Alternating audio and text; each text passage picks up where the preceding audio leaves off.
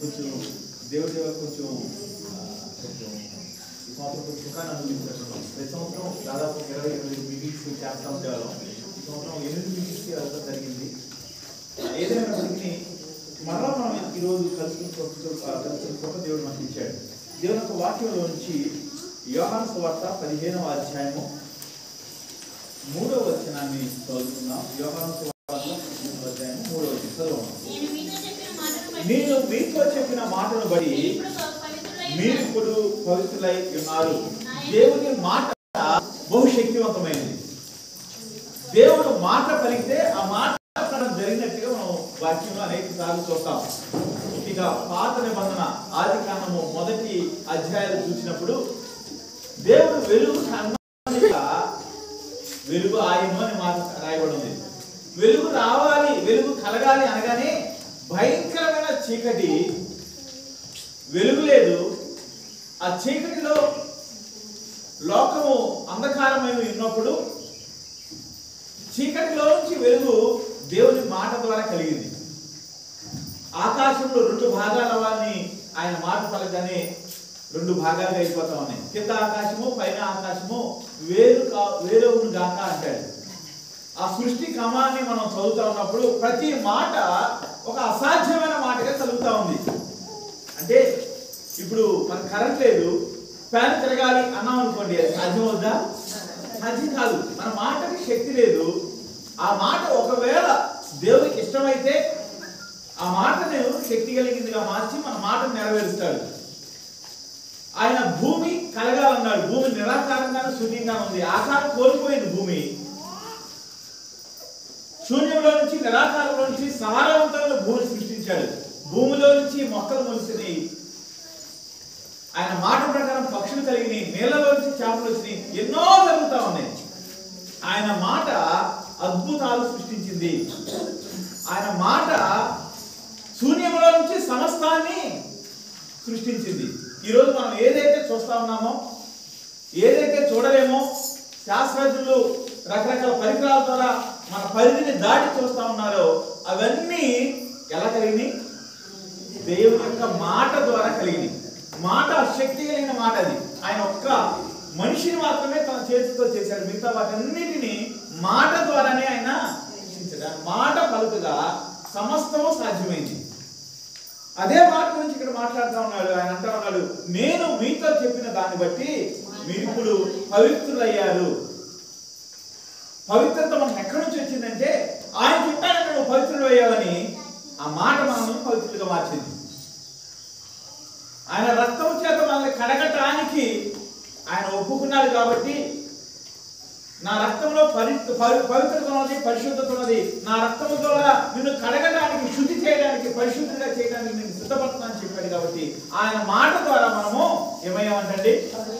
పవిత్రులయ్యాం. అంటే ఈ మాటను ఇంకా మన వరకు అర్థం చేసుకోవాలంటే మీలో చాలా మంది దేవుని సన్నిధిలో కూర్చుని అంతకుముందు ఉన్న వాక్య ప్రకారము, అప్పుడు చెప్పబడిన వాక్య ప్రకారము ఆ వాక్యము నడిపిస్తుండగా మీరు చాలా మంది ప్రార్థన చేసుకున్నారు. దేవుని సన్నిధిలో మీ హృదయాన్ని క్రమణించుకున్నారు. మీకు గుర్తున్న వాటిని, దేవునికి వ్యతిరేకంగా నేను ఇలా ప్రవర్తించాను అనిపించిన వాటిని మీరు దేవుని సన్నిధిలో ఒప్పుకున్నారు. కొన్ని వాటిని ఆయన కళ్ళ ముందు పెట్టి దాన్ని గద్దించాడు. మీ కళ్ళ ముందు ఆయన కొన్ని విషయాలను చూపించి గద్దించినప్పుడు అవును కదా నేను చేసింది తప్పే అని మనుషులుగా ఉన్న మనము దేవుని సన్నిధిలో ప్రార్థన చేయడం జరిగింది. ఇవన్నీ జరుగుతూనే ఉన్నాయి. కానీ ఎప్పుడైతే దేవుడు తన మాట ద్వారా మీ పాపములు క్షమించబడినవి అనే మాట లేదా అలాంటి మాటలు మనకి చెప్పినప్పుడు ఆ మాట మన హృదయంలోనికి శాంతిని తీసుకొచ్చింది, దేవుని సన్నిధిని తీసుకొచ్చింది. ఆ రోజు నుంచి అంతకు ముందు లేని ధైర్యం మన జీవితాలకు వచ్చింది. కారణం ఏంటంటే ఆ మాట మనం ఏం చేసింది తెలుసా? పవిత్రులను చేసింది. దేవుని మాటకున్న శక్తి అది. దేవుని మాట మనల్ని పవిత్రంగా చేస్తా ఉంది. దేవుని మాట మనకి పరిశుద్ధతను ఇస్తా ఉంది.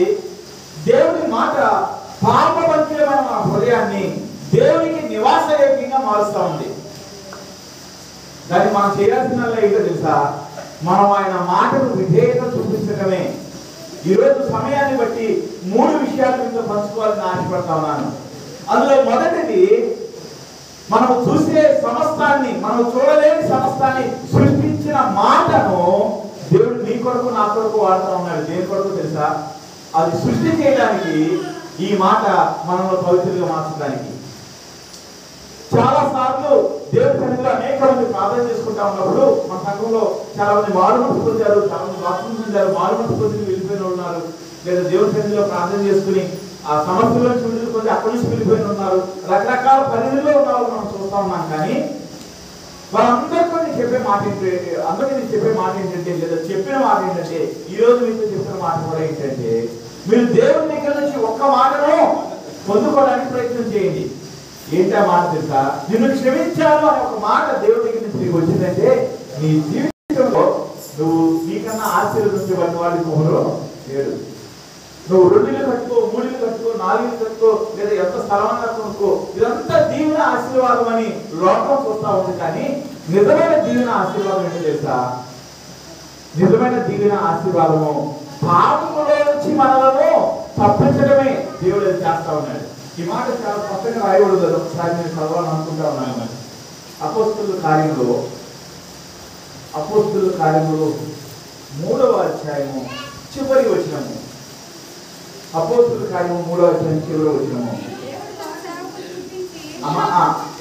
మీలో ప్రతి వాణిని వాని దుష్టత్వము నుండి మళ్లించుట వలన మిమ్మును ఆశీర్వదించుటకు. ఇక్కడ ఆశీర్వాదం అనే మాటకు ఒక కొత్త నిర్వచనాన్ని చూస్తా ఉన్నాం. ఒకరు మంచి ఇల్లు కట్టుకుంటే దేవుడు అతన్ని ఆశీర్వదించాడు అనుకుంటాం. ఒకరు మంచి ఉద్యోగం వస్తే దేవుడు అతన్ని ఆశీర్వదించాడు అనుకుంటాం. ఒకరు కష్టాల నుంచి బయటకు వచ్చి వాళ్ళు కొంచెం స్థితివంతులుగా అవుతా ఉన్నప్పుడు దేవుడు వాళ్ళని ఆశీర్వదించాడు అనుకుంటాం. మనుషుల యొక్క ఆశీర్వాదము మనం కొలిచే విధానం వేరుగా ఉంటది. నిజమే, ఇవన్నీ కూడా ఆశీర్వాదాలే, దేవుడి దగ్గర నుంచి వచ్చినవే, దేవుడు ఇవ్వగా వారు పొందుకున్నవే. వీటిని ఆశీర్వాదం కాదు అంటలేదు. కానీ దేవుడు నిజమైన ఆశీర్వాదం గురించి ఇక్కడ మాట్లాడుతూ ఉన్నాడు. అపోస్తలుల కార్యములు 3వ అధ్యాయంలో ఏమంటా ఉన్నాడంటే, మిమ్మల్ని ఆశీర్వదించడానికి దేవుడు ఏం చేశాడంటమ్మా? ఆయన మొదట మీ యొద్దకు పంపించాడు. యేసు ప్రభు భూమి మీదకి రావడానికి కారణం ఏంటంటే, ఆయన వచ్చింది ఆశీర్వదించడం కోసం వచ్చాడు. దేవుడు తనను పంపించినప్పుడు దేవుడి యొక్క మాట ప్రకారం భూమి మీదకి వచ్చాడు. ఎందుకు వచ్చాడు అంటే, అక్కడ రాయబడిన మాట ఏంటంటే, పేతురు మాట్లాడుతున్నాడు, మిమ్మల్ని ఆశీర్వదించడం కోసం ఆయన వచ్చాడయ్యా.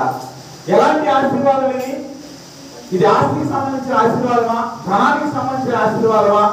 నలుగురిలో ఒక జ్ఞాపకం తీసుకొచ్చే ఆశీర్వాదమా అంటే, వీటన్నింటినీ ఇవ్వడానికి మూల కారణమైన ఆశీర్వాదం గురించి మాట్లాడుతున్నాడు. అది ఏంటో తెలుసా?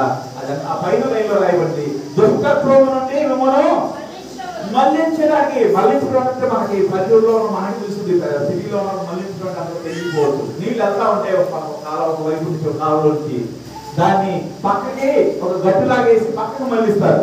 లేదా గేదెలు వెళ్తా ఉంటాయి, లేకపోతే గొర్రెలు వెళ్తా ఉంటాయి. వాటి ఎదురుగా వచ్చిన వాళ్ళు ఏమంటారంటే వాటిని మల్లయ్య అంటారు. విన్నారన్నమాట.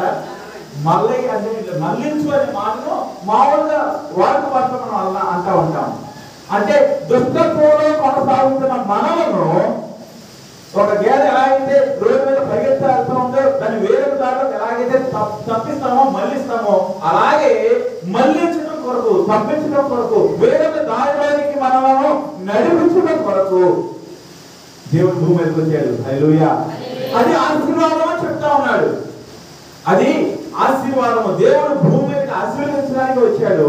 ఆశీర్వాదం ఎలాంటి ఆశీర్వాదం అంటే, మనుషులతో ఉన్న స్థితిలో నుంచి, దుష్టత్వంలో నుంచి బయటికి రావడానికి, దుష్టత్వంలో నుంచి దీనిలోకి వెళ్ళడానికి, మళ్లించడానికి వచ్చాడు.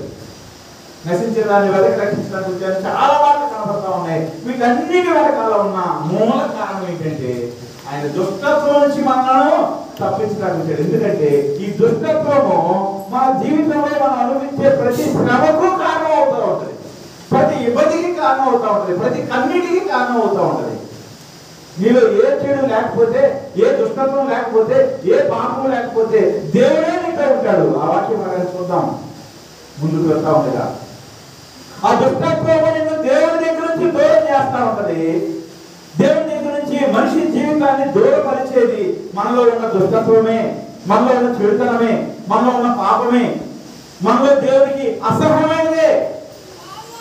మనుషులు భూమి మీద శ్రమలు పడుతున్నారు, దుఃఖపడుతూ ఉన్నారు. కుటుంబాలు కన్నీటితో నిండిపోతా ఉన్నాయి. కుటుంబాలు అవమానాలు ఎదుర్కొంటా ఉన్నాయి. కుటుంబంలో ఉన్నవారు చాలా దించుకుని నడవాల్సిన పరిస్థితిలో ఉంటా ఉన్నారు. వాటన్నిటికీ కారణం ఏంటంటే మనుషులు వారి జీవితాల్లో ఉన్న దుర్తత్వమే. దాన్ని కొట్టివేయడానికి ప్రభువైన యేసుక్రీస్తు ఈ భూమి మీదకి వచ్చాడు. దాని నుంచి వాళ్ళని తొలగించడానికి, దారి మళ్లించడానికి నూతనమైన దీవెనకరమైన మార్గం నడిపించడానికి దేవుడు వచ్చాడు. ఆ నడిపించే క్రమంలో, ఆ దుష్టత్వం నుంచి బయటకు తీసుకొచ్చే క్రమంలో మనం నిలబెట్టి ఒక మాట చెప్తా ఉన్నాడు. ఏమంటా ఉన్నాడు తెలుసా? నిన్నటి వరకు నువ్వు ఎవరైనా అయి ఉండొచ్చు, ఏమైనా అయి ఉండొచ్చు, ఎలాంటి పరిస్థితుల్లో వచ్చారో నువ్వు నడిచి ఉండొచ్చు, కానీ ఈ రోజు నుంచి నువ్వు నా బిడ్డలు అని చెప్పాడు. మీరు ఎంతమందికి దేవుడు ఈ రోజు నుంచి నన్ను క్షమించాను అని చెప్పాడు, ఎంతమందిని నా బిడ్డగా స్వీకరించానని చెప్పాడు, వారందరూ చెప్పబడి దేవుడిని మనం మునిపడతా ఉంటారు.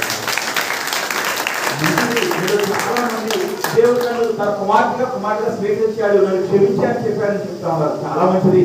మీరు చెప్పేది 100% నేను కూడా నమ్ముతా ఉన్నాను. ఈ మాట మన జీవితాన్ని ఏం చేసిందో తెలుసా? మన జీవితాన్ని చల్ల క్రిందులుగా మార్చివేసింది.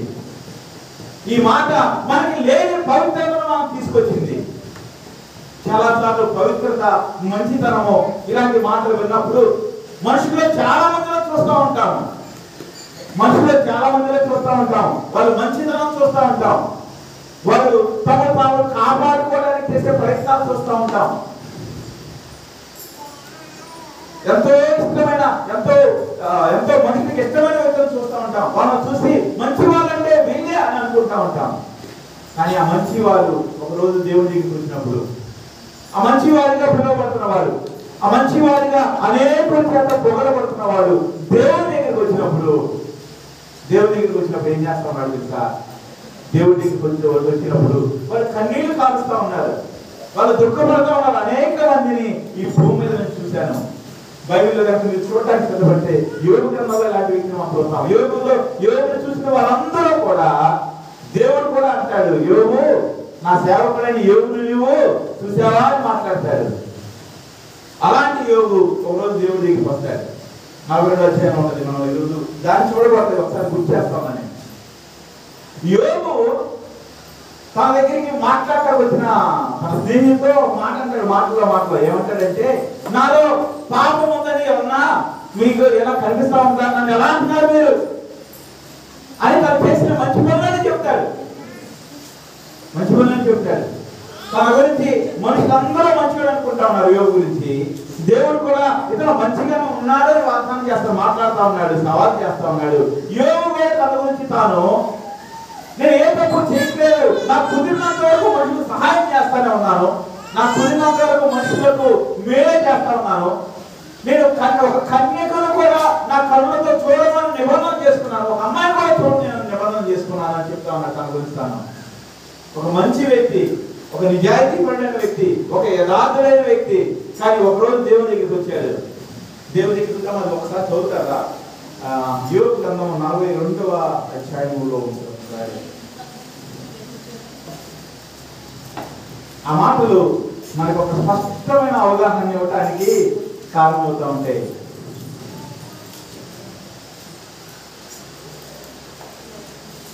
యోగు గ్రంథము 42వ అధ్యాయము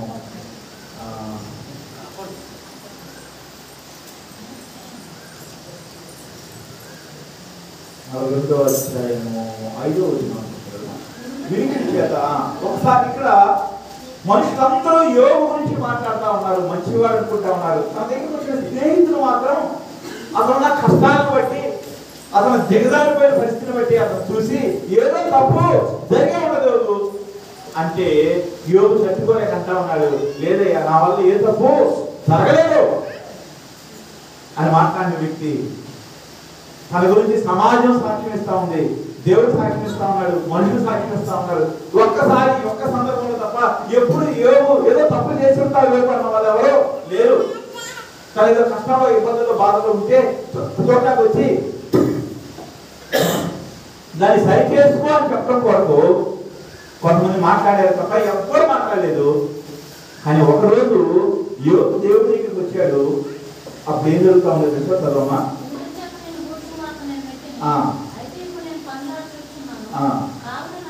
కావున యోబు అంటా ఉన్నాడు, అయ్యా ఒకప్పుడు వంటే ఏంటో విన్నాను, కానీ ఇప్పుడు నేను నీ దగ్గరికి వచ్చాను, కళ్ళారా చూస్తా ఉన్నాను, నీ దగ్గరికి నీ సమీపానికి వచ్చాను. వచ్చినప్పుడు నేనేం చేస్తున్నానో తెలుసా, ఇదిగో నేను నీతివంతుడిని అని చెప్పుకోవట్లేదు నీ దగ్గర, ఇదిగో నాకు ఇచ్చిన మంచి జీవితం కొరకు నీకు స్తుతులయ్యా అనట్లేదు, ఇదిగో నిన్నటి వరకు, ఒక రోజు ముందు వరకు, ఇప్పుడు వరకు నేను మంచివాడే కదా, నా జీవితంలో ఏం తప్పు ఉంది అని వాదించిన నేను నీ దగ్గరికి వచ్చిన తర్వాత నా జీవితం ఎలా మారిపోయిందంటే, నన్ను నేను అసహించుకుంటా ఉన్నాను. ఏ వ్యక్తి అయితే, ఏ నోటితో అయితే మనుషులు ఎదురుగా నేనేం తప్పు చేశాను, నేను ఏం తప్పు చేయలేదు, కనీసం ఒక అమ్మాయిని కూడా, ఒక కన్యకను కూడా కళ్ళు తెరిచి చూడడానికి కూడా ఇష్టపడలేదు అని చెప్పిన వ్యక్తి అబద్ధమాడే దేవుడు. అతను ఒక స్త్రీని చూడడానికి కూడా ఇష్టపడేవాడు కాదు. ఒక తప్పు ఆలోచన తన హృదయంలోకి రావడానికి ఇష్టపడేవాడు కాదు. ఈరోజు మనం ఎలాంటి పరిస్థితులు జీవిస్తున్నామో తెలుసా? మనము న్యూస్ చూద్దామని టీవీ పెట్టుకుంటాం, ప్రపంచం ఏమైపోతుందో అని చూద్దాం న్యూస్ పెట్టుకుంటాము. సడన్ గా ఒక భయంకరమైన పాట వస్తుంది, సడన్ గా ఒక అమ్మాయి వచ్చి ఆ అమ్మాయి ఒంటి మీద బట్టలు ఉన్నాయో లేదో తెలియకుండా ఉంటే బట్టలు వేసుకొని వచ్చి డాన్స్ చేస్తూ ఉంటుంది. మనం చూడాలనుకోవాలి ఒక స్త్రీని తప్పు దృష్టిలో, మనం చూడాలనుకోవాలి అలాంటి పరిస్థితి, మనం చూడాలనుకోలేదు వేరొక ఆలోచనతో మనం కూర్చొని తెలిసి కూర్చున్నాం. టీవీ ముందు కూర్చున్నారా? ఇప్పుడు టీవీ ముందు కూర్చున్నారా? ఎంత చెప్పాలి, కూర్చున్నారా లేదా? కూర్చున్నప్పుడు నేను న్యూస్ గురించి చెప్తాను, వార్తల గురించే చెప్తా ఉన్నా. వార్తలు చూద్దామని కూర్చుంటే ఏం కనపడతా ఉంది టీవీలో మనకి? ఇప్పుడు చూసారా మీరు? ఈ రోజు ఒకప్పుడు క్రైస్తవులు ఉండేవాళ్ళు లేదా పాస్టర్గా ఉండేవాళ్ళు, కొంచెం భక్తిగా ఉండేవాళ్ళకి ఏ పాటలు వస్తాయో తెలిసేది కాదు, ఏ సినిమాలు వస్తాయో తెలిసేది కాదు. కారణం ఏంటంటే నడుస్తా ఉన్నప్పుడు వాల్ పోస్టర్ కూడా కనపడకుండా మనకు నివేస్తారు, వాల్ పోస్టర్ కూడా కనపడకుండా చూడకుండా తన కన్నులను కాపాడుతూ వెళ్ళడానికి ప్రయత్నం చేస్తూ ఉండేవాడు. ఈ రోజు కూడా అలాగే ఉన్నారు. కానీ ఈ రోజు మనకి తెలియని పాట అంటూ లేదు. ఒక రోజు కాకుండా 2 రోజుకో 3 రోజుకో 4 రోజుకో ఈ పాట ఏదో సినిమాలోని అని తెలిసిపోతా ఉంది. దురదృష్టవశాత్తు ఏం జరుగుతుంది తెలుసా? ఆ బయటకు వచ్చే పాటలో చాలా బూతు పాటలే ఉంటా ఉన్నాయి, చెడ్డ పాటలే ఉంటా ఉన్నాయి. ఇదంతా కాకుండా కూర్చున్న స్థలంలో మనం న్యూస్ చూద్దామని కూర్చుంటే ఏం జరుగుతుందో తెలుసుకున్నాం కూర్చుంటే మన కళను ఏమో కనపడుతున్నామా? మరి మీరు చూసారో లేదో నాకు తెలియదు, పోతారంటే నేను చూస్తానేమో. కానీ ఒక భయంకరమైన, అంటే ఒక స్త్రీని లేదా పురుషుడిని ఎలాంటి విధంగా అయితే మనం చూడడానికి ఇష్టపడమో వాళ్ళు వచ్చి మన కళ ముందు వస్తూ ఉంటారు, కళ ముందు డ్యాన్స్ చేస్తూ ఉంటారు. వాళ్ళు చేసే ఏదో కొంచెం డ్యాన్స్ చేసుకుంటారు. కానీ యోగంట లేదు, నా కళ్ళతో కూడా ఒక స్త్రీని నేను, ఒక కన్యకను నేను చూడడానికి చూడను అని తన కళ్ళతో తను నిబంధన చేసుకున్నాడంట. నిబంధన అంటే తెలుసా మీకు? నిబంధన అంటే ఇలా ఎప్పటికీ చేయను అని ఒట్టు పెట్టుకోవడం లాంటిది. సింపుల్ గా చెప్పాలంటే నిజానికి నిబంధనకు వేరే అర్థం ఉంది. నిబంధన అంటే నేను ఎన్నటికీ ఇలా చేయను, లేకపోతే నేను ఎప్పటికీ ఇలా చేస్తాను అని చెప్పడం. అలాంటి యోగు దేవుని సమీపానికి రాగానే తను ఏం చేస్తున్నాడంట? నన్ను తాను అసహించుకుని, చదువుతారు మా మాట, నన్ను నేను అసహించుకుని బూడిదలోనూ పడి పశ్చాత్తాపడుతున్నాడు. పశ్చాత్తాపములు 2 రకాలు చెప్పాలంటే ఆ రోజుల్లో. ఒకళ్ళు తను చేసిన తప్పును బట్టి ఎవ్వరికీ తెలియకుండా ఒక మూల కూర్చుని కన్నీరు కాచి, అయ్యో నా జీవితంలో ఇంత భయంకరమైన తప్పు చేశానా అని ఏడుస్తూ ఉండేవారు. ఇంకొంతమంది అది దాటి వెళ్ళి తను అందరికీ వేరు చేసుకుని తనున్న స్థలంలో బూడిద పోసుకునేవాళ్ళు, దుమ్ములో కూర్చునేవాళ్ళు. మన గోదాలు ఉంటాయి కదా, గోదాలు ఏమన్నారు దాన్ని, గోడి సంచులు ఉంటాయి కదా, గోడి సంచులు కట్టుకునేవాళ్ళు. కట్టుకుని వారి యొక్క రూపాన్ని దేవుని సన్నిధిలో చూడనొల్లగా చేసుకుంటూ పశ్చాత్తాపడి ఏడుస్తూ ఉండేవాళ్ళు. బూడిద అనేది కాల్చి వేసిన తర్వాత మిగిలేదు, దాంట్లో జీవం లేదు, మృతానికి గుర్తు, అది చావుకు గుర్తు, దుఃఖానికి గుర్తు. గోనెపట్ట లేదా గోనెపట్ట అనేది అన్నిటికన్నా అత్యంత హీనమైన వస్త్రం ఆ రోజుల్లో, ఈ రోజుల్లో కూడా. ఎందుకంటే మనం గోనెపట్ట ఎక్కడ వేస్తాం? మనం కాలు చేసుకోవడానికి, కాలు తుడుచుకోవడానికి వాడతాం. ఈ రోజుల్లో కూడా అదే, దాన్ని కట్టుకుంటా ఉన్నారు. దాన్ని కట్టుకునే పశ్చాత్తాపము దేవుని యొక్క ముఖము తమకు కనపడేంత వరకు, దేవుని యొక్క మాట తమకు వినపడేంత వరకు ఏడుస్తూ కూర్చునే వాళ్ళు. నేను సరైన రీతిలో పశ్చాత్తాపడుతున్నాను లేదా కన్నీరు కాలుతున్నాను తెలియటం కొరకు బూడిద వేసుకునే వాళ్ళు. ఆ బూడిద ఎంత తడిస్తే, ఎంత ఎక్కువ తడిస్తే అంత ఎక్కువ దుఃఖపడుతున్నట్టుగా వాళ్ళు అర్థం చేసుకుంటా ఉండేవారు ఆ రోజుల పద్ధతి. అదే చెప్తా ఉన్నాడు యోబు. నేను మంచివాడిని అని మనుషులందరూ అనుకుంటున్నారు, కానీ నన్ను నేను కూడా అనుకున్నాను, కానీ నేను ఆ తప్పు చేయట్లేదు, ఈ తప్పు చేయట్లేదు, కానీ ఒక అమ్మాయిని కూడా నేను చూడలేదు అనుకున్నాను. కానీ ఎలా ఉన్నట్టు నా పరిస్థితి? దేవుడి దగ్గరికి వచ్చేటప్పటికి బూడిదలోను దుమ్ములోను పడి తను పశ్చాత్తాపడతా ఉన్నాడు, కన్నీరు కారుతా ఉన్నాడు. కారణం ఏంటి తెలుసా? తన జీవితం ఏంటో దేవుని దగ్గరికి వచ్చిన తర్వాత నాకు కనబడతా ఉంది. హల్లెలూయా. దేవుని దగ్గరికి వస్తే మన జీవితం కనబడతాం. మనం చూసుకున్నప్పుడు మనం యథార్థవంతులుగా కనబడతా ఉంటాం, నీతిమంతులుగా కనబడతా ఉంటాం. కానీ దేవుడి దగ్గరికి వస్తే మన నీతి ఆయన దృష్టిలో మురికి గుడ్డలు లాంటిది. దేవునికి వాక్యం మాట్లాడతాం. అలాంటి మనలను దేవుడు తన ఒక్క మాట చేత పవిత్రులుగా మారుస్తూ ఉన్నారు. లోకం మనం చూసి ఏంటి ప్రార్థనకి వెళ్తే మంచిగా అయిపోతారా అనుకుంటారు. కాదు, ప్రార్థనకి వస్తే దేవుని మాటలు వింటాం. ప్రార్థనకు వస్తే దేవుడు మన దగ్గర నుంచి ఏమి కోరుకుంటున్నాడో అర్థమవుతుంది. ప్రార్థనకు వస్తే దేవుని యొక్క సన్నిధి, దేవుని యొక్క ప్రత్యక్షత మనం అనుభవిస్తాం. అదంతా మనం ఎక్కడ కనిపిస్తుందంటే, ఒక రోజున దేవుడు నీ దగ్గర నిలబడి, అమ్మా ఈ రోజు నుంచి నీవు పవిత్రురాలువి. కారణం ఏంటో తెలుసా? నా మాట శక్తి కలిగిన మాట, నా మాట జీవం కలిగిన మాట, నా మాట నా రక్తమును నీ మీద ప్రోక్షమ చేసి నిన్ను శుద్ధురాలుగా చేస్తామని చెప్తాను. దేవుడి మాట అంటే అది. ఆ మాట చేత పవిత్రంగా మనలను మారుస్తా ఉన్నాడు. దాని గురించి మాట్లాడతాం. దేవుడి మాటకున్న శక్తి ఏంటంటే, దేవుడి మాటకున్న బలం ఏంటంటే, దేవుడి మాటకున్న అద్భుతం చేయగలిగిన శక్తి ఏంటంటే, ఆ మాట మనుషులను పవిత్రులుగా చేస్తే. మన సొంత ఆలోచన కాదు. చాలా మంది కూర్చున్నప్పుడు అదే చెప్తా ఉంటారు, మా మాట ప్రకారం అయితే నిన్ను చూస్తే, నీ పద్ధతి చూస్తే, అబ్బా ఈ సంఘవంతంలో మంచి వ్యక్తివి నువ్వే, మంచిదానివి నువ్వే అని చెప్తానేమో. కానీ దేవుడు మాట చెప్తే నీ గురించి ఏం మాట్లాడతాడో కదా. దేవుడు మాట నిన్ను పవిత్రంగా మార్చగలదు. ఎలాంటి స్థితిలో ఉన్నా సరే నీ పశ్చాత్తాపము, నీ హృదయము కొమ్మరింపు దేవుడి గురించి నీకు ఒక మాట తీసుకొస్తాయి. ఆ మాట ఏంటి తెలుసా? నీవు పవిత్రుడు. ఈ భూమి మీద అన్నిటికన్నా ఉన్నతమైన ఆశీర్వాదం అదే. ఎందుకంటే ఆ ఆశీర్వాదము కేవలం దేవుడు మాత్రమే ఇవ్వగలడు.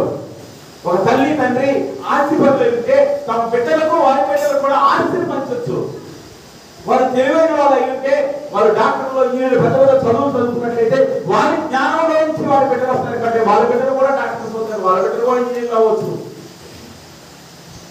ఒక తల్లిదండ్రి మంచి తెలివైన వాళ్ళైతే తమ తెలివిని తమ బిడ్డలకు చూడటం వల్ల వాళ్ళు సమాజంలో ఘనులుగా ఎంచబడవచ్చు. ఒక మంచి స్థానంలో తల్లిదండ్రులు ఉంటే వారి బిడ్డలు కూడా అదే స్థానాన్ని అందిపుచ్చుకోవచ్చు. ఒక స్థానిక ఉండే నాయకులు కావచ్చు, అన్నీ అవ్వచ్చు. కానీ ఏ ఒక్క మనిషి మాట నిన్ను పవిత్రులుగా చేయలేదు. అది కేవలం దేవుని మాట మాత్రమే చేస్తే, దేవుని జీవన మాత్రమే చేస్తే. ఒక మనిషి తప్పించగలిగిన శక్తి దేవుని ఒక్కడికే ఉంది. కనిపించని దుష్టత్వం నుంచి తప్పించగలిగిన శక్తి దేవుడికి ఒక్కడికే ఉంది.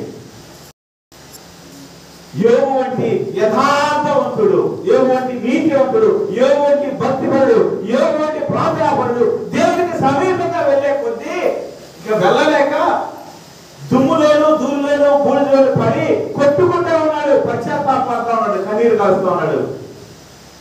మనం ఒకసారి పోల్చి చూసుకుంటే, మనం ఆ యోబు స్థానంలో మనం కూడా ఉంటే మనం ఏం చేయాలి? మనం ఏం చేస్తున్నాం? యోబులాగా నా కన్నులతో నేను కన్యకను చూడను, నేను నా కన్నులతో పురుషుడు చూడను అని నిబంధన ఏ అదుపు లేకుండా మనకి ఎప్పుడో వచ్చినంత కళతో చూస్తా ఉన్నాం.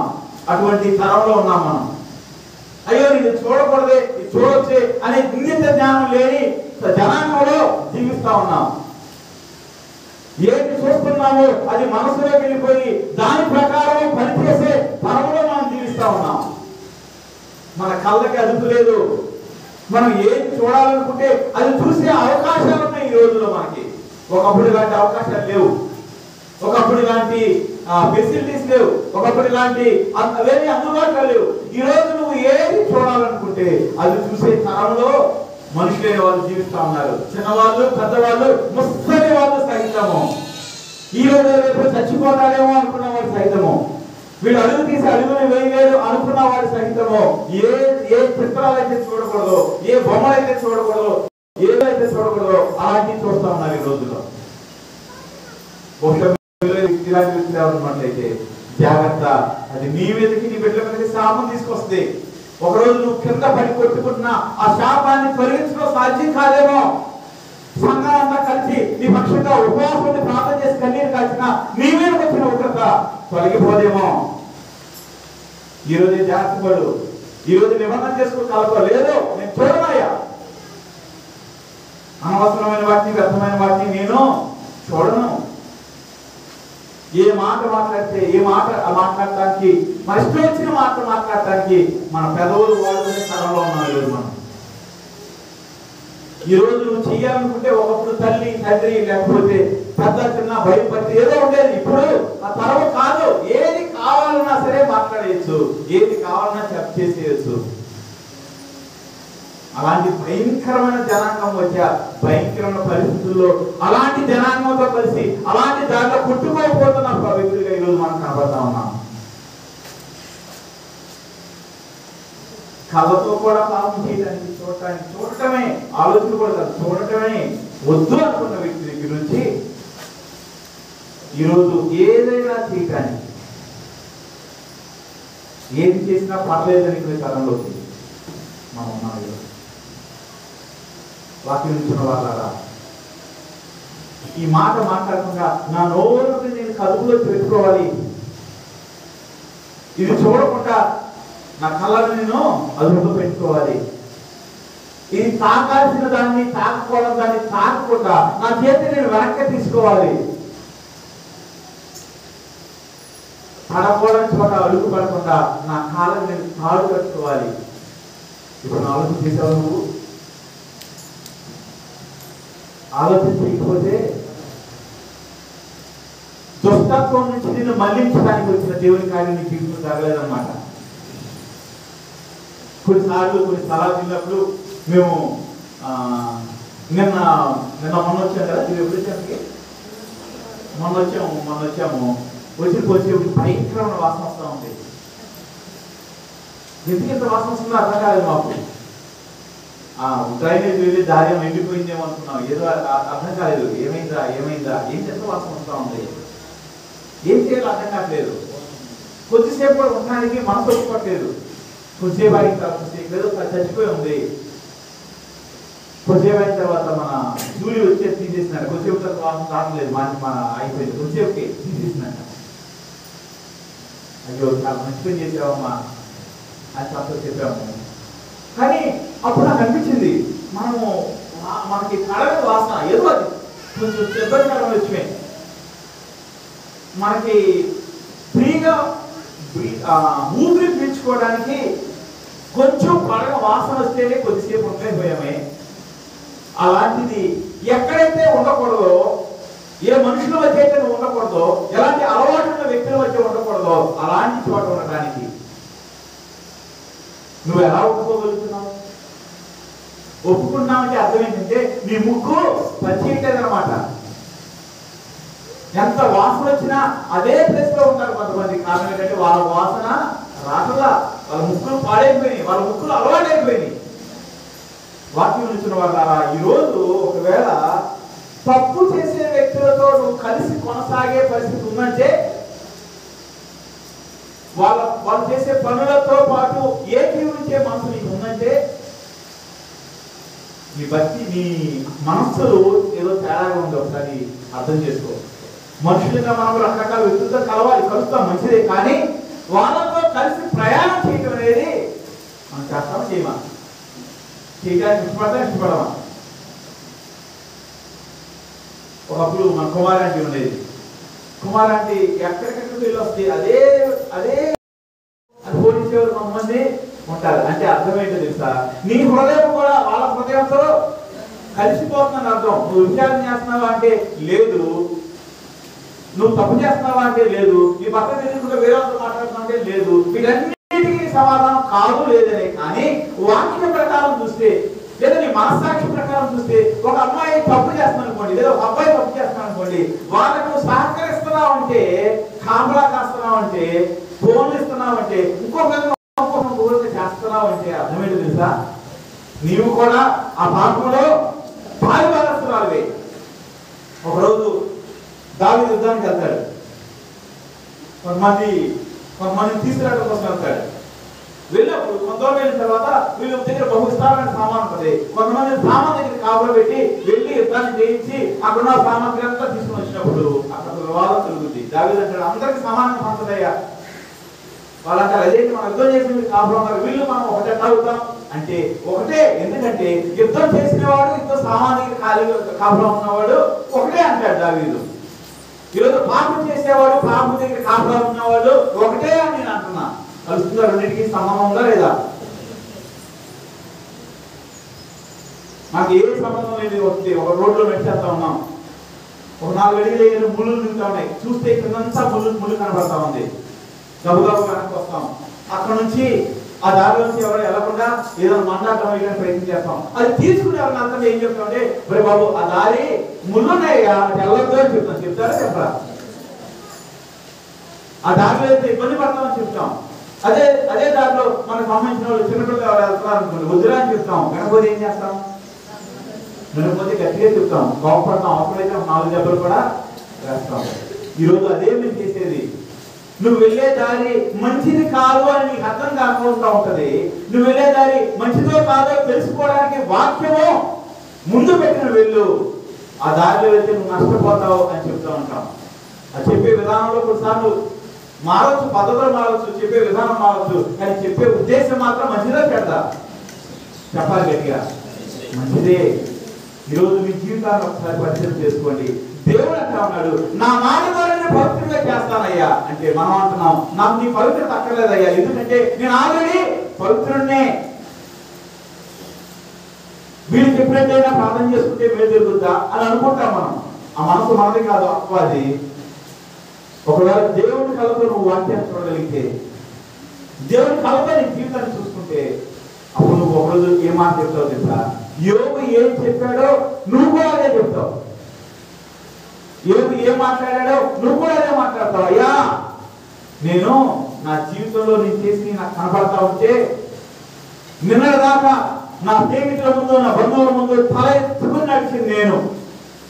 నీతిపరుడుగా ఉన్నాడు అని అంటే అవును అవును అని తల ఊపి నేను ఈ రోజు ఏం చేస్తున్నాను తెలుసా? ఎవరు నన్ను నీతివంతుడు అంటే, లేదయ్యా నేను నీతివంతుడు కాదు. ఎవరు నన్ను గొప్పవాడు మంచివాడు అంటే నేను మంచివాడిని కాదు. నా హృదయం ఘోరమైన వ్యాధి కలది అని చెప్పుకుంటా ఉన్నాను. యోగు లాంటి వాడే అంత పశ్చాత్తాపడితే నువ్వు నేను ఎంత పశ్చాత్తాపడాల్సి వస్తుందో. ఎందుకంటే యోగు తన కళ్ళతో కూడా అమ్మాయిని చూడటానికి ఇష్టపడని వ్యక్తిగా ఉంటా ఉన్నాడు, నిబంధన చేసుకున్న వ్యక్తిగా ఉన్నాడు. ఏ నిబంధన లేని నువ్వు నేను దేవుడి దగ్గరికి వస్తే ఏమవుతుంది మన జీవితం? చాలాసార్లు వాక్యం చెప్పినప్పుడు కొంతమంది అంటూ ఉంటారు, ఈ వాక్యము నా జీవితం నుంచి చెప్పినట్టుంది, నా నుంచి చెప్పినట్టుంది, నా గురించి చెప్పినట్టుగా ఉంది అనేవాళ్ళు 2 రకాలు ఉంటారు. ఒకళ్ళు నిజంగా వాక్యం నాతో మాట్లాడుతుంది, నాతో నా జీవితం అంటే నా కళ్ళ ముందు పడుతుందని సంతోషంగా దాన్ని తీసుకుని పశ్చాత్తాపడేవారు. కొంతమంది దీన్ని ఆధారం చేసుకుని ఎవరో చెప్పారు, ఏదో జరిగిందని దూరమైన వాళ్ళు దేవుడి దగ్గర నుంచి వెళ్ళిపోయేవాళ్ళు కొంతమంది ఉంటా ఉంటారు. వాక్యం ఇస్తున్న వాళ్ళరా, ఈరోజు నేను చెప్పాలనుకుంటున్న 3 మాటలు. మొదటి మాట, దేవుని మాట నిన్ను పవిత్రుడిగా పరిశుద్ధుడిగా మార్చుతుంది. నిజమైన పరిశుద్ధత దేవుడి దగ్గర ఉంది. ఎప్పుడైతే దేవుని మాట ప్రకారం నీ జీవితం మార్చబడిందో, ఎప్పుడైతే నీ కన్నీటిని చూసి, నీ దుఃఖాన్ని చూసి, నీ హృదయంలో ఉన్న పశ్చాత్తాపాన్ని చూసి దేవుడు ఈ రోజు నుంచి నువ్వు నా కుమారుడివి, కారణం ఏంటో తెలుసా? నీ ప్రతి పాపము నా రక్తం చేత కడగబడిందని చెప్పాడు. ఆ రోజు మన జీవితాల్లో ఒక శ్రేష్టమైన రోజు. అటువంటి రోజు మీ అందరి జీవితాల్లో ఉండాలని దేవుడు కోరుకుంటా ఉన్నాడు. దేవుడి పక్షంగా మేము కూడా కోరుకుంటా ఉన్నాం. 2వ మాటలు చదవం, తర్వాత చదవమ్మా. నా యందు నిలిచి యుండుడి. ఇక్కడ దేవుడు నిలిచి ఉండటం గురించి మాట్లాడుతూ ఉన్నాడు. మొదటి మాట ఏం చెప్పానంటే దేవుని మాట మనలను పవిత్రులుగా మార్చుతుంది. అందరికీ అసలు మార్చుతుంది. ఒకసారి చెప్దాం మాట. దేవుని మాట మనలను నన్ను పవిత్రుడిగా మార్చుద్ది. ఈ పవిత్రత అనేది ఈ భూమి మీద ఉన్న అన్ని ఆశీర్వాదాల కన్నా ఉన్నతమైన ఆశీర్వాదము, ఉన్నతమైన దీవెన. ఈ పవిత్రతలోనికి నీ తల్లిదండ్రులను నడిపించలేరు. ఈ పవిత్రతలోనికి నీకున్న ధనము నిన్ను నడిపించలేదు. ఈ పవిత్రతలోనికి నీకున్న పరపతి బలము నడిపించలేదు. అది కేవలం దేవుడు ఇవ్వాల్సిందే. అది ఇవ్వడానికి ఆయన సిద్ధంగా ఉన్నాడు. రోమి రాష్ట్రపతి చూస్తాం కదా. ఏలైనగా దేవుడు ప్రతి వాడు ఏ భేదము లేదు, అంతటను అందరూ పాపం చేసి దేవుడు అనుగ్రహించే మహిమను పవిత్రత మాత్రమే కాదు, ఆయన మహిమను ఇవ్వాలని ఆశపడతా ఉన్నాడు. పొందుకోవడానికి సిద్ధంగా ఉన్నావా లేదు? ఇప్పుడు దాకా పొందుకోకపోతే దాన్ని పొందుకోవడానికి ప్రయత్నించి నువ్వు తెలిసి దేవా నన్ను చూస్తే నేను మంచివాళ్ళగానే కనపడుతున్నాను. మాట వరకు అంటాం మనం. ఏమంటామంటే మనిషి అన్న తర్వాత ఏదో చిన్నదో పెద్దదో తప్పు జరుగుతుంది కదా అని మాట వరకు అంటాం. నేను సరివ్వాలి అని మాట వరకు అంటాం. అది నిజమని కనుక నువ్వు నమ్మితే అది అయ్యేంత వరకు నువ్వు వదిలిపెట్టావు. దానికి చిన్న ఉదాహరణ ఏంటి తెలుసా? నీకు జ్వరం వచ్చింది, ఎక్కువైపోయింది. అది తగ్గేంత వరకు ఏదో ఒక మందు నువ్వు వాడతానే ఉంటావు. తగ్గించే డాక్టర్ దగ్గరికి వెళ్తావు. కానీ పవిత్రత అనేది నా జీవితంలో లేదని అర్థమైన తర్వాత పవిత్రత ఇవ్వగలిగిన దేవుడి దగ్గరికి రాగలుగుతున్నావా? దేవుడి దగ్గరికి వచ్చి దేవుడి మాటలో కొనసాగుతలుగుతున్నావా అనేది ఒకసారి పరిశీలన చేసుకున్నావు. రెండో మాట చెప్తా ఉన్నాను, నిలిచి ఉండటం గురించి మాట్లాడుతూ ఉన్నాడు. దేవుడు అంటా ఉన్నాడు, నా మాట నిన్ను పవిత్రురాలుగా చేస్తాయి. నా మాట నా కుమారుడిగా నా కుమార్తెగా చేస్తుంది. తర్వాత ఏం చేయాలో తెలుసా? నువ్వు చాలా మంది నేను మారు మనసు పొందాను అయిపోయింది అక్కడ అనుకుంటారు. కాదు, మారు మనసు పొందిన తర్వాత దేవుడు పవిత్రుడిగా డిక్లేర్ చేసిన తర్వాత, మారు మనసు అనేది దేవుడి దగ్గర నుంచి వచ్చే పవిత్రత, దేవుడి నుంచి వచ్చే పరిశుద్ధత, అది అయిపోయిన తర్వాత ఏం చేయాలో చెప్తా ఉన్నాడు. ఇది చాలా మంది ఆలోచించే విధానము, చాలా మంది వినడానికి ఇష్టపడని విధానం. అదేంటంటే చదవమా, నా యందు నిలిచి ఉండు. అప్పుడు ఏం జరుగుతుందంట? నీ యందు నేను కూడా నిలిచి ఉంటాను. నిలిచి ఉండటం అంటే చాలాసార్లు మనం మాట్లాడేస్తాం, కానీ దాని యొక్క అర్థం మనం అది అర్థం ఎక్కువ చేసుకోం. ఇంకో రకంగా చెప్పాలంటే మనకు అర్థం అవుతుంది కానీ ఎదురు చెప్పలేము. ఎంత తీగా ఉంది అన్నారనుకోండి, ఒక స్వీట్ నువ్వు తిన్నావు, ఎదుటివాడి అది లేదు. అతను నువ్వు చాలా తీగా ఉంది అంటే అతను అంటాడు ఎంత తీగా ఉంది. చిన్నపిల్లలు అయితే ఇట్లా మాట్లాడుకుంటారు, పెద్దలు మనం మాట్లాడుకుంటాం. కానీ అరే నేను మా నాన్న మంచి స్వీట్ తీసుకొచ్చాడు రా, భలే ఉంది, చాలా తీగా ఉందండి, ఎంత తీగా ఉందిరా అని అడుగుతాడు. ఎందుకని? వీడికి కూడా అది ఎంత తీగా ఉందో తెలుసుకోవాలన్న ఆశ ఉంటుంది. ఎంత తీగా ఉందో చెప్పడం కోసం రకరకాలు చెప్తాడు. గులాబ్ జామ్ లాగా ఉందా, లేకపోతే మైసూర్ బాబు లాగా ఉందా, ఇంకోటి ఎన్నో చెప్తాడు. కానీ చిన్నవాడికి ఉన్న అనుభూతి, చిన్నవాడికి ఎంత తీపిగా ఉందో అది ఎదుటివాడికి చెప్పగలదా? చెప్పలేదు చాలాసార్లు. ఇది కూడా అలాంటిది. నిలిచి ఉండటం అంటే ఏంటి? నిలిచి ఉండటం అంటే నిలబడి ఉంటామా? కాదు అనుకుంటున్నాను. మీరు అదే అనుకుంటారా? నిలబడి ఉండటం మాత్రం కాదు అమ్మా, నివాసం చేయడం కరెక్టే. ఇంకా అంటే కలిసి నివాసం, గుడ్, వెరీ గుడ్. ఇంకేమన్నా చెప్తారా? ఇంకా అది మంచిది, అది కరెక్ట్ అని ఇంకేమైనా చెప్తారా? ఇంకేమైనా చెప్తారా? ప్రయత్నం చేద్దామా? ఒక మనిషి దేవుడిలో ఎలా నిలిచి ఉంటాడో వాక్యంలో కొన్ని భాగాలు కనబడతా ఉంటాయి. అందులో ఒక ముఖ్యమైన భాగము ఇదే యోహాను సువార్త 6వ అధ్యాయము 56వ వచనం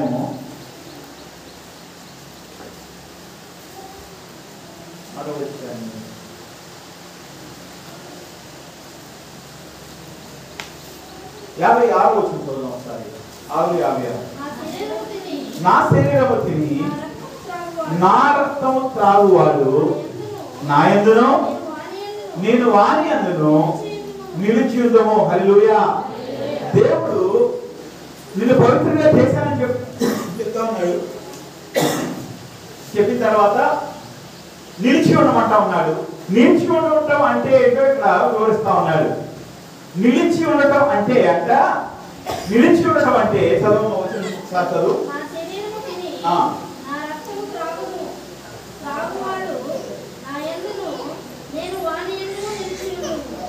బైబిల్లో ఒక వ్యక్తి దేవుడిలో నిలిచి ఉండటం అంటే ఏంటో మూడు వాక్యాల్లో మనకు పడతా ఉన్నది.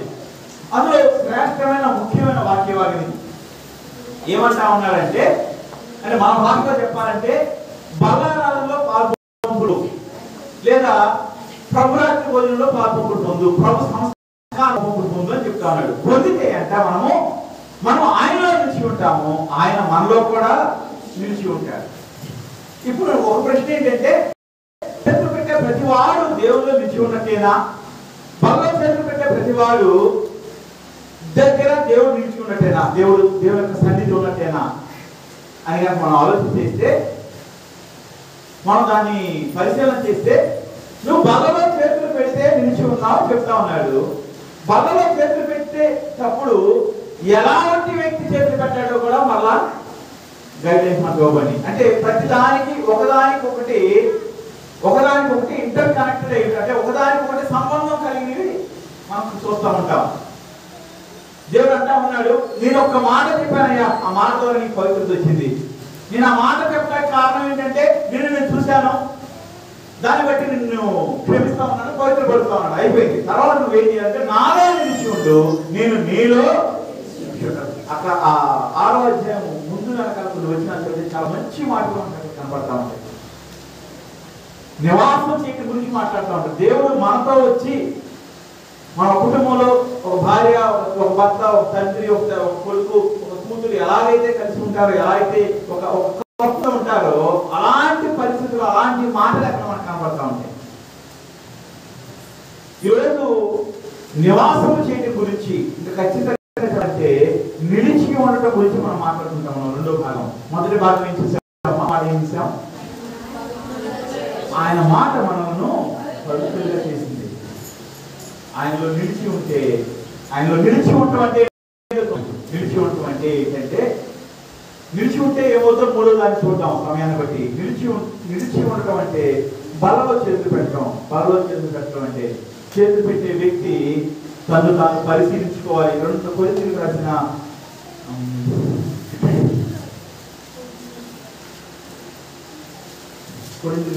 మొదటి పత్రిక 11వ అధ్యాయం. కొరింథీయులకు రాసిన మొదటి పత్రిక 11వ అధ్యాయం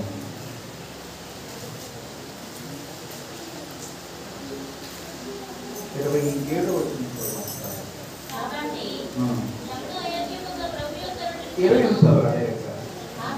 కాబట్టి ప్రతి మనుషుడు తన్ను తాను పరీక్షించుకొనవలెను.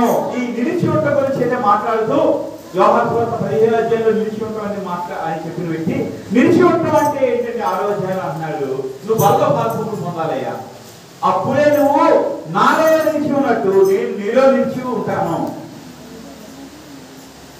బలలో ఎలా పాల్పొంపుడు పొందేవాడు, ఎలా పాల్పొంపుడు పొందాలని చెప్తాను. ఇప్పుడు చదవమ్మా 27వ వచనము. కాబట్టి ప్రతి మనుష్యుడు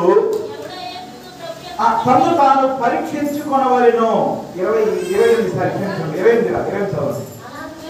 కాబట్టి ప్రతి మనుషుడు తను తాను పరీక్షించుకొనవలెను. అలాగూ చేసి అంటే బల్లలో పాల్పొంపుడు పొందేవాడంట తను తాను పరీక్ష చేసుకోవాలి, తను తాను సరి చూసుకోవాలి. అలాంటి వాడే బల్లలో పాల్పొంపుడు పొందాలి అని దేవుడు అర్థం చెప్తా ఉంది. పరీక్ష చేసుకోవడం అంటే అర్థం ఏంటి? మనం హాస్పిటల్కి వెళ్ళామనుకోండి, హాస్పిటల్కి వెళ్ళగానే వాళ్ళు మనకు కొన్ని పరీక్షలు రాస్తారు. మన బ్లడ్ లో ఉన్న వాటిని పరీక్షించడానికి, యూరిన్ లో ఉన్న వాటిని పరీక్షించడానికి, మన గుండె కొట్టుకునే విధానాన్ని పరీక్షించడానికి రకరకాల పరీక్షలు రాస్తారు. ఆ పరీక్షలో ఏం తెలుద్దంటే నీలో ఏది సరిగ్గా ఉందో, ఏది సరిగ్గా లేదో, ఏది ఉండాల్సినంత ఉందో, ఏది ఉండకూడనంత ఉందో అదంతా మనకి తెలుసుకోవాలి. పరీక్ష చేసుకుంటే మన లోపల అడుగులు పెట్టే ముందు నా కాలుకి ఏమైనా ఉందేమో అని పరీక్ష చేసుకుంటాం. మన కాలు ఉన్నదాన్ని అక్కడ గోతానికి దేనికో శుభ్రం చేసుకోవాలని ఆశపడతాం. మన ఇంట్లోకి వెళ్ళేటప్పుడు కొంచెం మంచి ఇల్లు అనుకోండి, శుభ్రంగా ఉండే ఇల్లు అనుకోండి, మన కాలుకున్న మట్టి కూడా లోపలికి వెళ్ళకూడదని 1-2 సార్లు దులుపుకుని వెళ్తాం వెళ్తారండి. ఎవరు మాట్లాడతారా?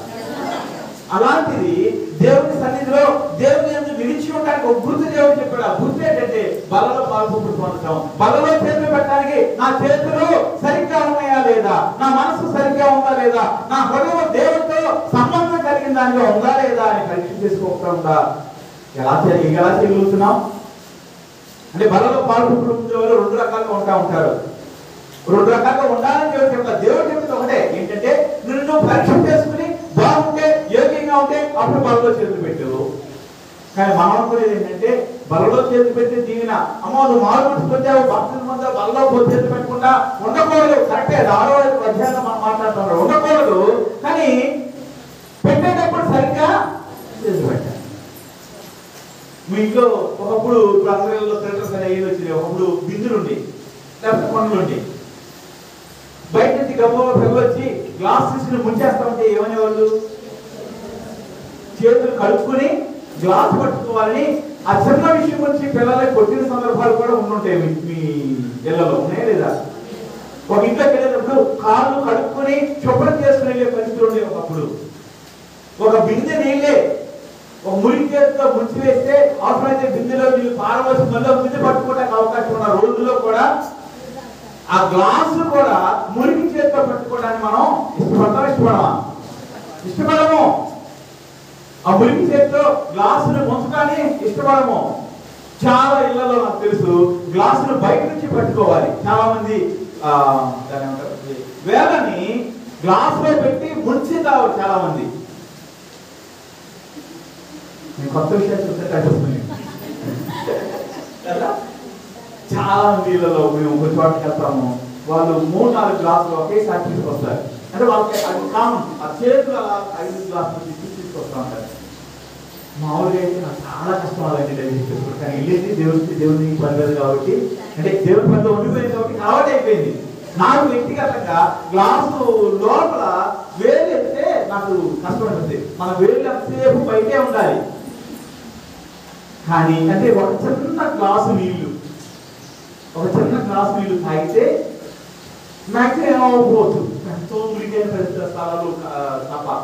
కానీ ఆ చిన్న గ్లాసు నీళ్ళ కోసం నేను అంత జాగ్రత్త తీసుకుంటున్నావే.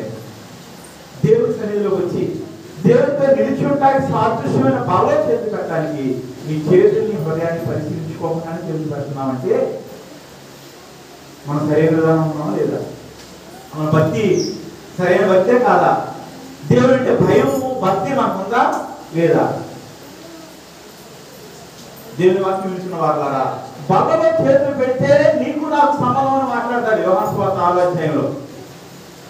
బలలో చేతులు పెట్టడం మంచిది, కరెక్టే, మీ అభిప్రాయం మంచిదే. కానీ బలలో చేతులు పెట్టేటప్పుడు నా చేతులు ఎలా ఉన్నాయి, నా హృదయం ఎలా ఉంది, నా మాటలు ఎలా ఉన్నాయి అని ఆలోచన చేయకుండా చేతులు పెడతా ఉంటే, ఇంట్లో అయితే మీ అమ్మ చిన్నప్పుడు గ్లాసు పట్టుకుంటే నువ్వు దెబ్బ కొట్టుండొచ్చు. ఈరోజు కొట్టే వాళ్ళు లేరు కదా అనుకుంటున్నావు. ఈ కొలిమి గారి చర్చలో అంటాడు ఆయన, ఇంకో 2 విషయాలు తర్వాత వచ్చిన చదివితే చాలా మంది చదువుతారు కదా. అది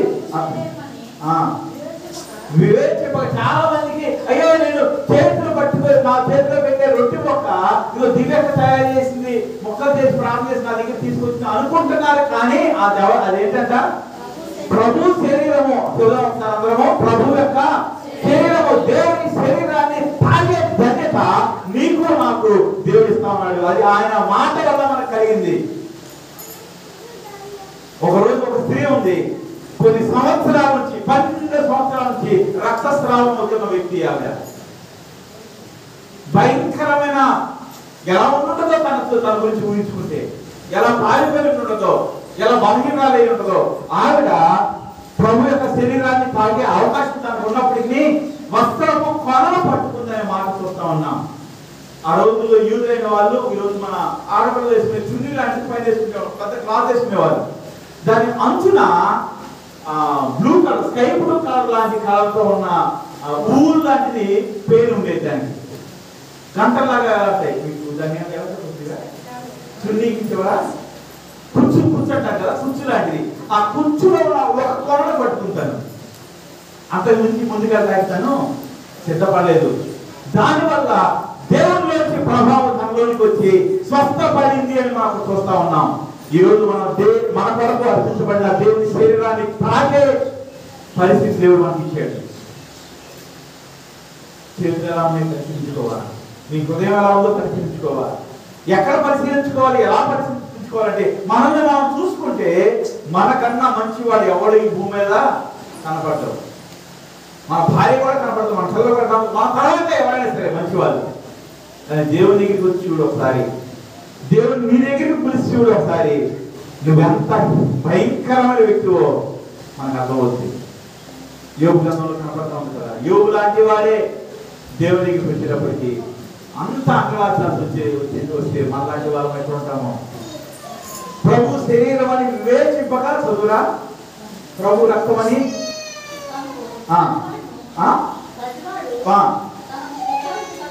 తనకి శిక్షావిధి కలుగుటపై ఇది ప్రభు శరీరమే, ఇది నన్ను కడిగి పవిత్రపరిచిన దేవుని రక్తమే అనే ఆలోచన లేకుండా బలలో చేతులు పెట్టడం అనేది దానివల్ల ఏమొస్తుందంట? శిక్ష వస్తుంది. ఏమొస్తామా? శిక్ష వస్తుంది. ఎంత భక్తి చేసి, ఎంత దేవుడు దేవుడు దేవుడు అని మా గుడికి వచ్చి పనులని మానుకుని గుడిలో ఉండి ప్రార్థన చేసుకుని భగవద్గీత పెట్టి ఇంటికి ఏం తీసుకెళ్తున్నామంటే శిక్ష తీసుకెళ్తున్నామని చెప్తుంది వాక్యం. వాక్యం అబద్ధం చెప్పలేదు. చాలా మంది మనకి దేవుడితో సంబంధం లేకుండానే భగవద్గీత పెట్టేస్తా ఉంటారు. సంబంధం అంటే ఎవరైనా మనల్ని భోజనానికి పిలిస్తేనే వెళ్తాం, పిలవకుండా వెళ్ళిపోతామా? ఆ పిలిచే వాళ్ళు మనకు తెలిసిన వాళ్ళు పిలుస్తారా, దారిలో ఉన్న వాళ్ళు పిలుస్తారా? మనకి తెలిసిన బంధువులు పిలుస్తారు, దగ్గర వాళ్ళు పిలుస్తాం, మన ఇంటి పక్కన పిలుస్తాం. వాళ్ళకి మనకి ఏదో ఒక సంబంధం ఉంటేనే తప్ప వాళ్ళు ఒక ఇంట్లో వెళ్ళి మనం భోజనం చేయడానికి ఇష్టపడం. వాళ్ళు పిలవచ్చేమో కానీ వాళ్ళతో మనకి సంబంధం అనేది లేకపోతే మనం వెళ్ళడానికి ఇష్టపడం. చాలాసార్లు పెళ్లి కబుర్కి వచ్చినప్పుడు పక్కనే మన బంధువులు ఎవరు ఉంటారు, లేదా మన ఇంటికి వచ్చిన వాళ్ళు ఉంటారు. వచ్చిన వాళ్ళు వాళ్ళని కూడా రండి అంటారు కదా. అనగానే ఆ సారి గుర్తుపెట్టేసుకుని ఎక్కడో ఉన్నవాడు పరిగెత్తుకుని పెళ్లికి వెళ్తాడా? ఎందుకనంటే పిలిచిన వాళ్ళు ఎందుకు పిలిచారు? మాట వరకు పిలిచారు. ఎందుకు పిలిచారమ్మా? మాట వరకు పిలిచారు. అంటే ఈరోజు చాలా మంది భక్తి మాట వరుసగా చేసే భక్తి లాగా ఉంది. దేవుడికి సంబంధం లేదు, ఎప్పుడూ మాట్లాడుకోరు. కొంత బంధువులే ఉంటారు, కొంతమంది మాట ఉండవు, ఏదో గొడవ వెళ్ళిపోతారు. పెళ్లిళ్ళైనా సాగు కన్నా కలుస్తారేమో కానీ పెళ్లిళ్ళకి కలవని పరిస్థితి చాలా మనం చూస్తూ ఉంటాం. ఎందుకంటే ఏంటమ్మా అంటే వాళ్ళు మేము మాట్లాడుకోవడం లేదు. అంటే మాట్లాడుకోకపోతే బంధుత్వం ఉన్నట్టే విడిపోయినట్ట. మాట్లాడుకోకపోతే బంధుత్వం అయితే ఉంటది కానీ సంబంధాలు మాత్రం వాళ్ళకి మాకు మాటలు లేవు. ఈ రోజుల్లో దేవునితో మాట్లాడకపోతే నీకు దేవునికి మధ్య సంబంధము లేదు. ప్రార్థన చేయకుండా దేవా నా జీవితంలో నేను ఎలా ఉన్నానో నీకు ఇష్టంగానే ఉన్నానా, నువ్వు కలిగినట్లే ఉన్నానా, నువ్వు ఎలాగైతే నన్ను క్షమించి ఒక నూతన వ్యక్తిగా మార్చావు అదే స్థితిలో ఉన్నానా, దిగజారిపోయానా? ఒకవేళ దిగజారిపోతే నన్ను మార్చేయాలి. నాకు తెలిసి తెలియక నాకు జ్ఞానం లేదు, నాకు ఆలోచన లేదు, నాకు భక్తి లేదు, నాకు చెప్పిన వాక్యం అర్థం కావట్లేదు, వాక్యం ప్రకారం ఉండాలని అభావం అనుకుంటా కానీ మంగళవారం కల్లా నా జీవితంలో ఎటు దారి ఇస్తే వెళ్ళిపోతానయ్యా. నాకు సహాయం చేయని ప్రార్థన చేయకపోతే దేవుడికి నీకు ఏ సంబంధమో లేదు. ఏ సంబంధం లేదు. ఏ సంబంధం లేని వ్యక్తి ఇంట్లోకి వచ్చి దేవుడి వల్ల ఎలా చేసి పెడుతున్నావు? ఒక సంబంధం ఉండాలి కదా దేవుడికి నీకు మధ్య. ఆ సంబంధం ఎలా ఏర్పడుతుంది? ఆయన ఇచ్చిన మాట ప్రకారము ఏర్పడింది. ఆయన నువ్వు పవిత్రుడివి పవిత్రాలు, నువ్వు పవిత్రుడివి పవిత్రాలు అయిపోయావు. వాక్యం ఇచ్చిన వాళ్ళారా, బలలో చేతులు పెట్టడానికి సిద్ధపడి మనస్సు కలిగిన వారికి వచ్చిన వాళ్ళారా, మంచిదే. నువ్వు వచ్చిన విధానం మంచిదే, నువ్వు వచ్చిన కారణం మంచిదే, నువ్వు దేవుని సన్నిధిలో నిలిచి ఉండటం మంచిదే. బలలో చేతులు పెట్టడం అనేది ఆయనలో నిలిచి ఉండడానికి ఒక గుర్తు, అది కూడా మంచిదే. కానీ నీకు దేవునికి మధ్య సంబంధం లేకుండా, నీ చేతులు పవిత్రపరచబడకుండా, నీ హృదయం పవిత్రపరచబడకుండా, నీ ఆలోచనలు పవిత్రపరచబడకుండా, నీ కన్నులు పవిత్రపరచబడకుండా దేవుని బలలో చేతులు పెడితే నీ మీదకి శాపం వస్తుందని చెప్తాను వాక్యము. శాపం కావాలా, దీవులు కావాలా? ఇది కూడా గట్టి చెప్పలేకపోతే దీవులే కావాలి. అప్పుడు మనం ఏం చేయాలి తెలుసా? మనం పరీక్ష చేసుకోవాలి. పరీక్ష అంటే నా కొడుకు 10th రాశారు, మీ కొడుకు కూడా 10th రాసి ఉంటారు, ఇంకోటి ఏది రాశారు. వాళ్ళ పరీక్షలు వస్తాయని ముందే తెలుస్తుంది. ఒక నెల ముందు, 2 నెలల ముందు ఫలానా రోజు పరీక్ష తెలుస్తుంది. మనకు కూడా ఫలానా మొదటి ఆదివారము మనము దేవుడి సన్నిధిలో పరీక్ష చేసుకోవాల్సిన సమయము, పరీక్ష చేసుకొని చేతి పెట్టాల్సిన సమయం ఉంది. అంటే ప్రభు వల్ల అనేది పరీక్ష రాయడం లాంటిది అనుకోండి. దీని కొరకు ఎప్పుడు సిద్ధపడాలి అంటే నా కొడుకు 10th రాస్తా ఉన్నాడు, లేదా పాలిటిక్స్ రాస్తా ఉన్నాడు, లేదా మీ కొడుకు ఏదో పరీక్ష రాస్తా ఉన్నారు.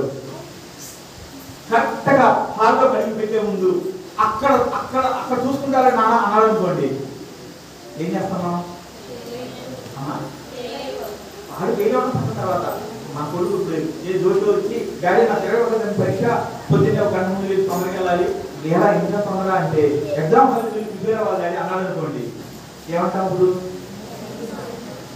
నేనైతే ఏమంటే చదువు మానేగా, నేను బాగా కష్టపడి డబ్బు నా బంధువులు పడి డబ్బు ఫీజు కడతాను, చదువు మానేసి ఏదో పనిలో పెట్టేస్తా అంట.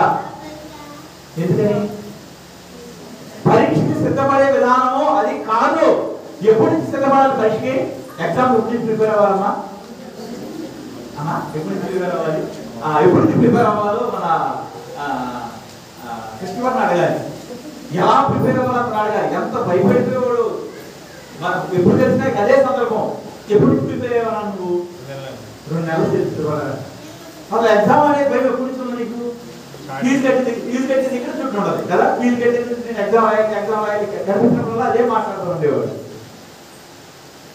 మరి మనకుందా ఆలోచన?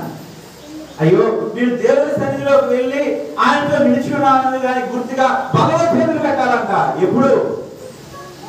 ఒక రోజున, పలానా సోమవారం, పలానా ఆదివారం. ఎప్పటి నుంచి పరీక్ష చేసుకోవాలి మనం? పరీక్ష అంటే 10th క్లాస్ అంటే ఇప్పుడు కాబట్టి 2 సార్లు పాస్ అవుతాడు, 2 సార్లు పాస్ అవ్వడం ఎవరు కోరుకోం, 3 సార్లు పాస్ అవ్వడం ఎవరు కోరుకోం. కానీ 4 సార్లు పాస్ అయిన వాడు ఎవడో కూడా తప్పు అనుకుంటారు కూడా అనుకోవడానికి లేదు. నాకు తెలిసిన ఒక వ్యక్తి ఉన్నాడు, 10th క్లాస్ 12 సార్లు రాశాడు. 12 సార్లు రాశాడు నాకు తెలిసిన. 12వ సార్లు పాస్ అయ్యడం నాకు గుర్తు రాట్లా. మన మధ్య అదే వ్యక్తి వేరే దగ్గర మాట్లాడతా నేను. ఒక అతను వచ్చి అన్నాడు, పలానా అతను 10th క్లాస్ కూడా 10th క్లాస్ అంటే చదివినాడు అని. అవునన్నా అని. అది కూడా సరిగ్గా పాస్ అవ్వలేదంట కదా అన్నాడు. అవునన్నా. కానీ ఆ వ్యక్తి తర్వాత ఏమయ్యాడు తెలుసా? ఒక పెద్ద కంపెనీలో ఒక 2-3 దేశాలకి అతను ఇన్ఛార్జ్ అయ్యాడు. కొన్ని బాగా చదివిన వాళ్ళు కూడా అతని దగ్గరికి వచ్చి సలహా తీసుకునేవారు. అంటే 12 సార్లు చదివితే చెప్పలేను. అలాంటి వాడు కూడా అలాంటి స్థితికి వెళ్ళగలని చెప్తా ఉన్నా.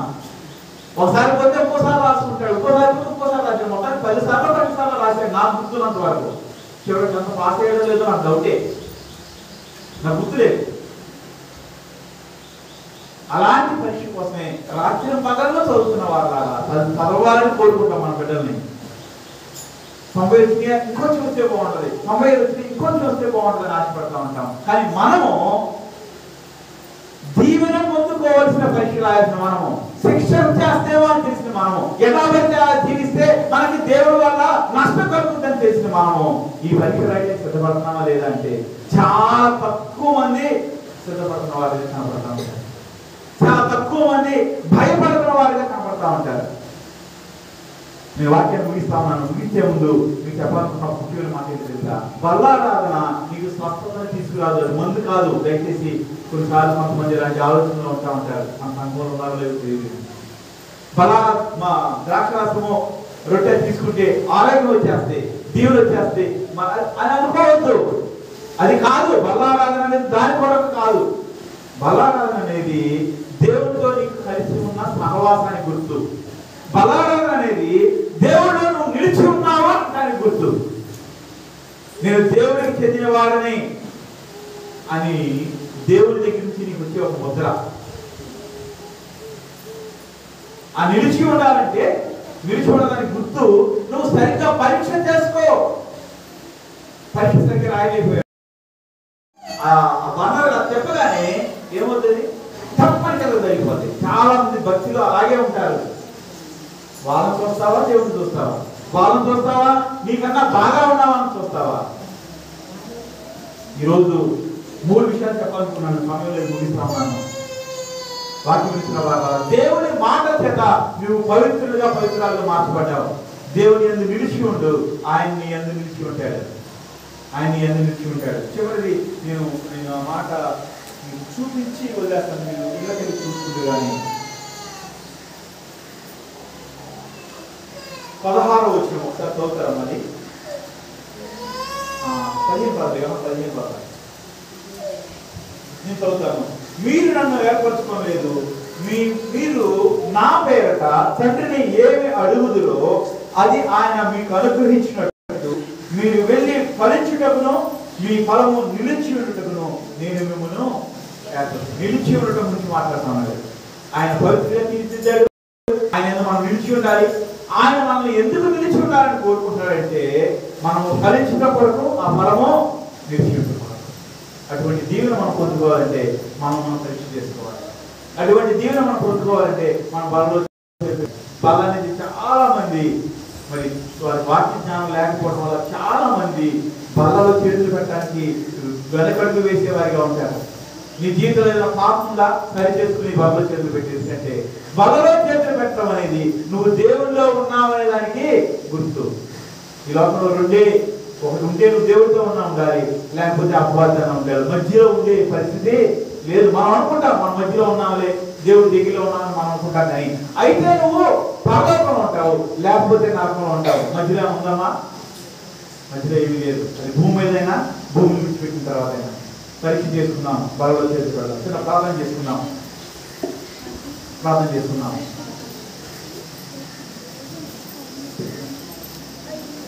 నోరు తెరిచి, అయ్యా